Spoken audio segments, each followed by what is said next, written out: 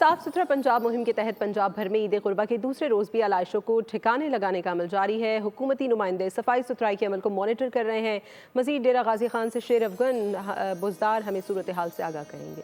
जी शेर अफगन। जी बिल्कुल, वज़ीर आला पंजाब मरियम नवाज़ का साफ़ सुथरा पंजाब विजन के तहत डेरा गाजी खान में भी ईद कुर्बान के आज दूसरे रोज़ भी हम देख रहे हैं कि वेस्ट मैनेजमेंट कंपनी की जो टीमें हैं वो फील्ड में मौजूद हैं। यहाँ पर जो कुर्बानी के जानवरों की जो आलाइशें हैं उनको ठिकाने लगाने का जो अमल है वो जारी है। 11,000 से ज़ायद वर्कर जो है वो इस वक्त डेवो वेस्ट मैनेजमेंट कंपनी के वो फील्ड में मुतहर्रिक हैं। मुख्तलिफ जगहों पर आलाइशों को ठिकाने लगाया जा रहा है। डेवो वेस्ट मैनेजमेंट कंपनी के जो हेड यहाँ डेरा गाजी खान के वो मेरे साथ मौजूद हैं, उनसे बात करते हैं। हमारी जो टीम्स हैं वो फील्ड के अंदर मौजूद हैं, अर्बन एरियाज़ के अंदर भी, रूरल एरियाज़ के अंदर भी।